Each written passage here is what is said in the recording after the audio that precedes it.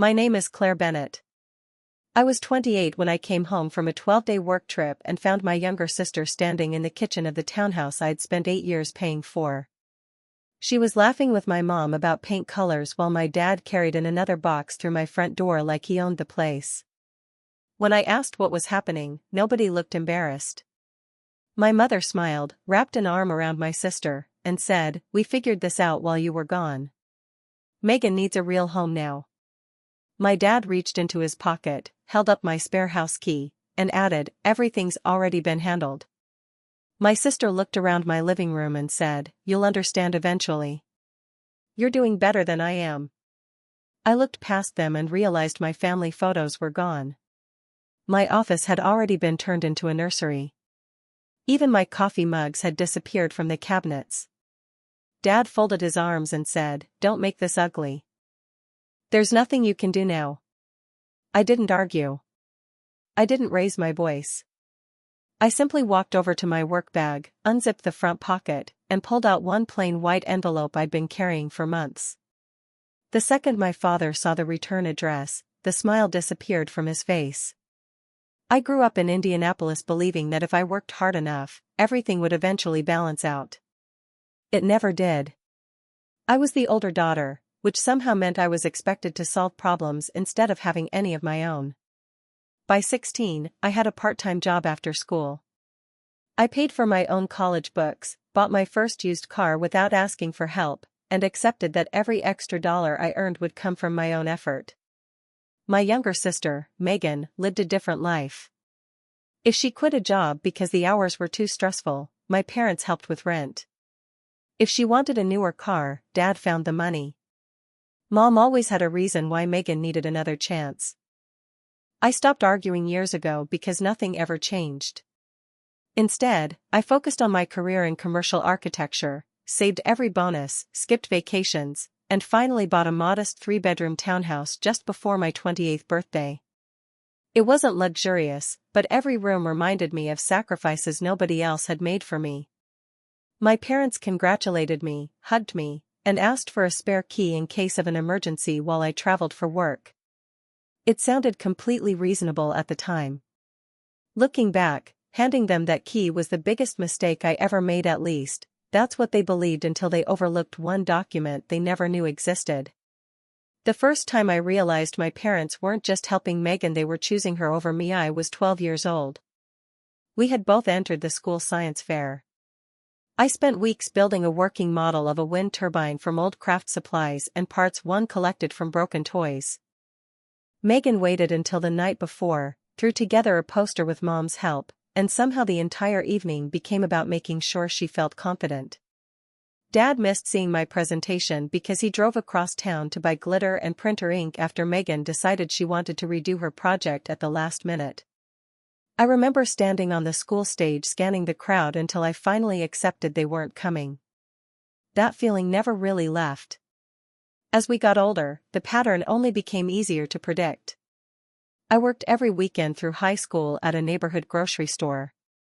Megan spent hers shopping with friends or changing hobbies every few months. When college came, I took student loans, worked evenings at the campus library, and graduated with a degree in architecture. Megan enrolled at 2 different colleges before deciding school wasn't for her. My parents paid every tuition bill she never finished.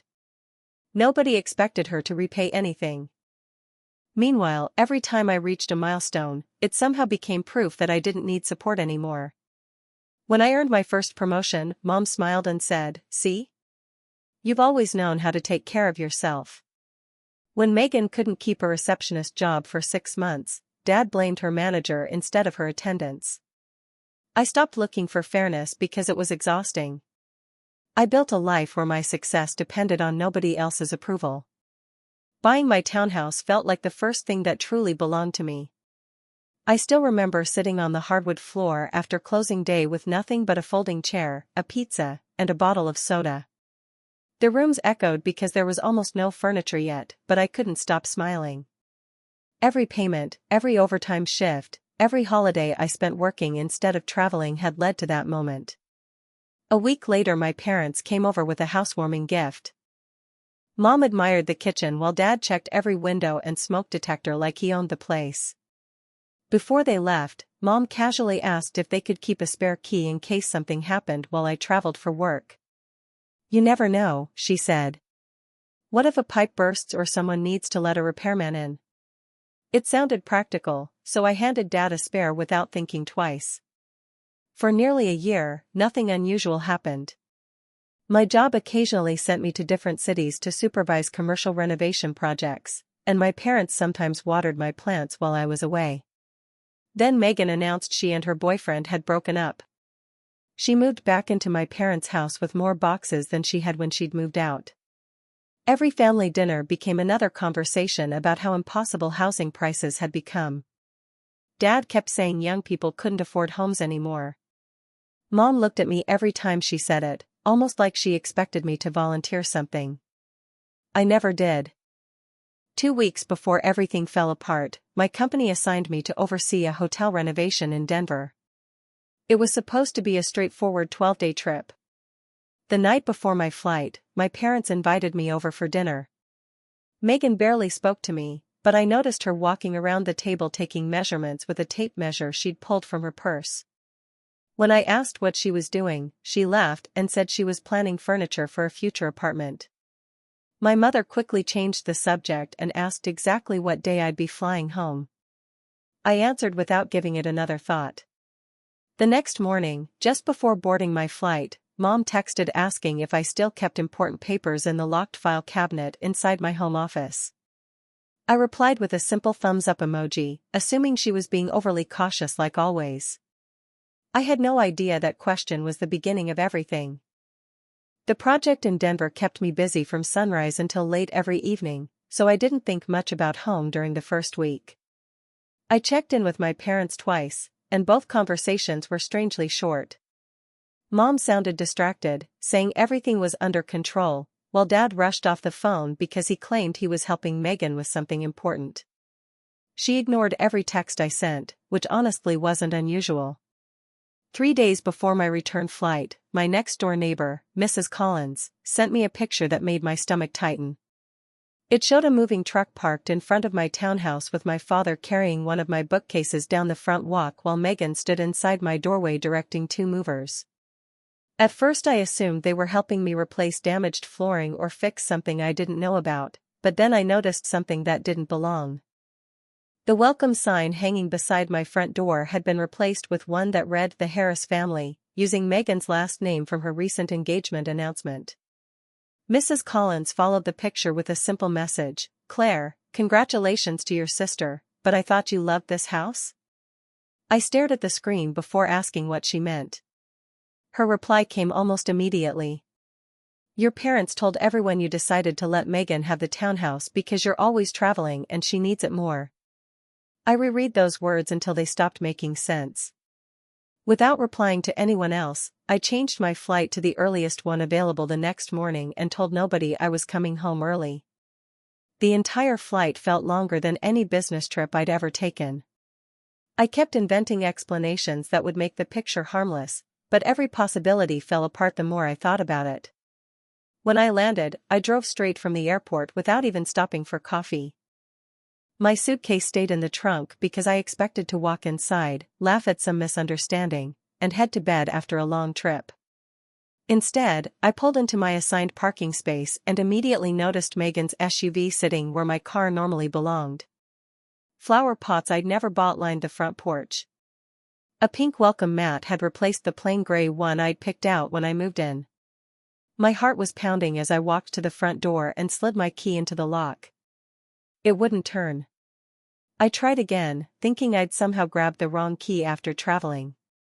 Nothing. Before I could knock, the door opened from the inside. Megan stood there wearing slippers, holding my favorite coffee mug like she'd owned it for years. She wasn't shocked to see me. She looked irritated. "You're back already?" she asked. I looked past her shoulder. My dining table had been pushed against a different wall. The framed photographs from my vacations were gone. My home office desk had disappeared completely, replaced by a white crib still sitting inside its shipping box. "Why doesn't my key work?" I asked. She shrugged like the answer should have been obvious. Dad changed the locks last week. It made more sense once this became my house. Before I could respond, my parents pulled into the driveway carrying grocery bags and smiling as if they were arriving for an ordinary family dinner. Dad waved when he saw me. "Perfect timing," he said. "Now we can explain everything together." He unlocked my front door with his own key and walked inside without waiting for permission. Mom placed the grocery bags on my kitchen counter and looked around proudly. "Doesn't it already feel more like Megan's place?" she asked. I stood in the middle of my own living room, surrounded by furniture that had been rearranged, decorations that weren't mine, and 3 people acting as though I were the visitor. Then Dad folded his arms, smiled confidently, and said the words that told me exactly how far they had already gone. "Claire, everything's been taken care of. There's no reason to fight something that's already finished." I looked at each of them, waiting for someone to laugh and admit this had gone too far, but nobody did. My mother actually reached for my hand and said, "Sweetheart, you have to stop thinking like this is something being taken away from you. You're helping your sister build a future." I slowly pulled my hand back and asked the only question that mattered. "Who gave you permission to move into my home?" The room went quiet for a few seconds before Dad answered with complete confidence. "We didn't need permission. We handled the paperwork while you were gone." I stared at him, making sure I'd heard him correctly. "What paperwork?" He walked to the dining table, picked up a folder, and slid several copies toward me like he expected me to be impressed. "The transfer documents. Your sister is the owner now. We made sure everything was done correctly." I glanced at the pages without touching them. My name appeared on the signature line, but I knew instantly it wasn't my handwriting. The signature looked similar enough to fool someone who had only seen it once or twice, but I'd been signing architectural contracts for years. The way the last letters curved was wrong. Even the date caught my attention because I had spent that entire day inside a construction meeting in Denver with dozens of people around me. Mom mistook my silence for defeat. "We knew you'd be upset at first," she said softly. "But you'll recover. You have a great career. Megan doesn't." My sister smiled and added, "You can always buy another house. This one means more to me now." I looked around the room one more time and noticed something missing that hurt more than the furniture. The oak cabinet beside the fireplace was gone. Inside that cabinet I'd kept family photographs, old journals, and the leather document case my grandmother had given me after I bought the townhouse. "Where's the cabinet?" I asked. Megan shrugged. "Dad rented a storage unit for most of your old stuff. We threw away anything that looked broken or unnecessary." My stomach tightened. "The brown leather document case?" She frowned, trying to remember. "I think Mom donated it with some other old papers." Mom immediately interrupted. "Only things that looked unimportant." I nodded once, though my mind was somewhere else entirely. That leather case hadn't been empty. Months earlier, after refinancing my mortgage, my attorney had told me never to leave the original ownership records inside the house. Instead, he'd prepared certified copies for my file cabinet and told me to keep the originals somewhere only I could access. I'd followed his advice without telling anyone, sliding the originals into a plain white envelope that stayed inside my work laptop bag whenever I traveled. Nobody in my family knew it existed. Dad noticed the expression on my face and mistook it for surrender. "See," he said. "You'll calm down once you've had time to think." I almost smiled.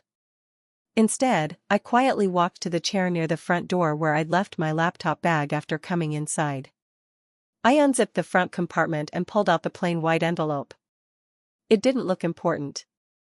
There was no logo, no bold writing, nothing that would catch someone's attention. I simply held it in my hand while my father watched. "What's that?" he asked. "Something my attorney told me never to travel without," I answered. For the first time since I'd walked through the door, his confidence faded just enough for me to notice. He frowned and took one step toward me. "Claire, whatever you're thinking, this is still family." I slipped the envelope back into my bag without opening it. Exactly, I said calmly. That's why I'm not going to argue here. My mother looked confused. Where are you going? I picked up my car keys and looked at all three of them. To the one person who actually knows whether those papers are real. Dad tried to stop me with one final sentence. There's no point. It's already legal. I paused at the front door, turned back, and said quietly, "We'll find out." Then I walked outside, got into my car, and drove straight to the office of the attorney who had handled every document connected to my townhouse, carrying the one envelope my family had never known existed. When I walked into my attorney Michael Carter's office without an appointment, he took one look at my face and cleared his afternoon schedule. I placed the plain white envelope on his desk, then handed him the copies my parents had proudly shown me. He spent several quiet minutes comparing every page with the originals from the envelope before turning his computer monitor toward me. "Claire," he said calmly, "did you sign any transfer documents before leaving for Denver?" "No." "Did you give anyone power of attorney or permission to sign for you?" "Never." He nodded once and enlarged the signature on the county filing beside one from my actual closing documents. Even without legal training, the differences were obvious. My real signature had a long upward stroke at the end of my last name. The one on the transfer stopped short and slanted the wrong direction. Then he checked the notarization date. "Interesting," he muttered. He opened another file containing the closing records from my purchase and frowned. This notary retired almost a year before these papers were supposedly signed. My stomach dropped. Michael leaned back in his chair. "Your parents didn't just file questionable paperwork. Someone created documents using a forged signature and an invalid notarization. That's far more serious than a family dispute." He immediately contacted the county recorder's office, requested an emergency hold on any further transactions involving my townhouse, and ordered certified copies of every document that had been filed while I was away. Less than an hour later the complete record arrived electronically. Whoever prepared the transfer had copied information from my original purchase documents but overlooked one critical detail buried several pages into the closing package. When I bought the townhouse, Michael had added a recorded occupancy and ownership protection affidavit because I traveled frequently for work. The affidavit required any future ownership transfer to include a second verification certificate completed in person through his office before the county would recognize a permanent change in ownership. It wasn't something most homeowners had, but after several fraud cases involving vacant properties, he'd recommended it to many clients.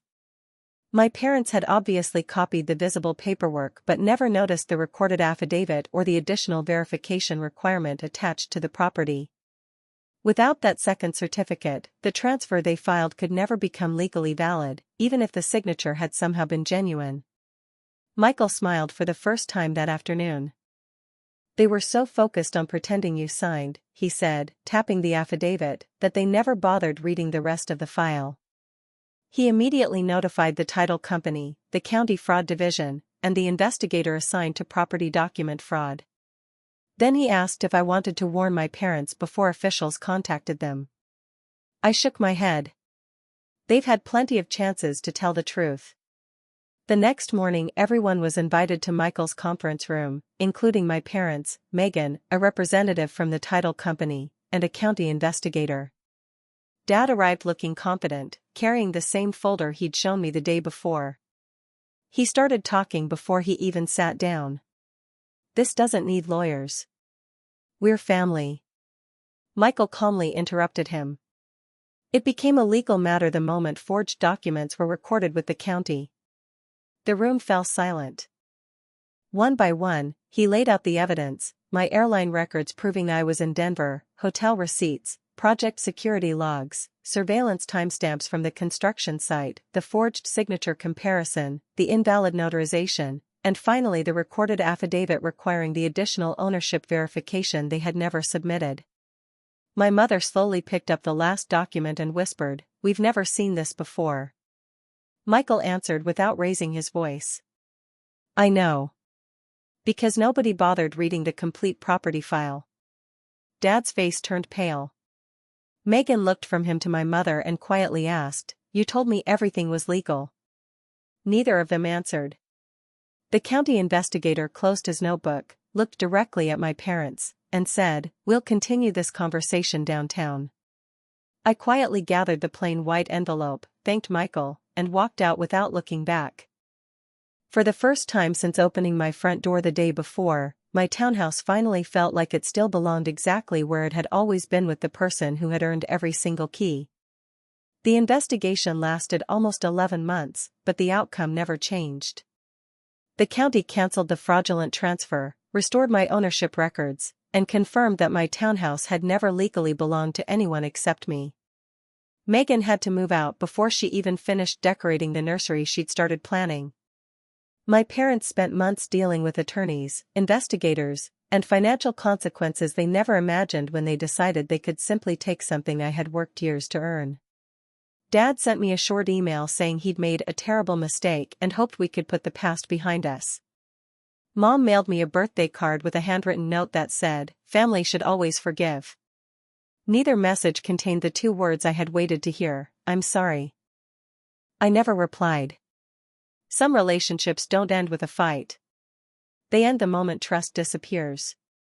I still live in that same townhouse today.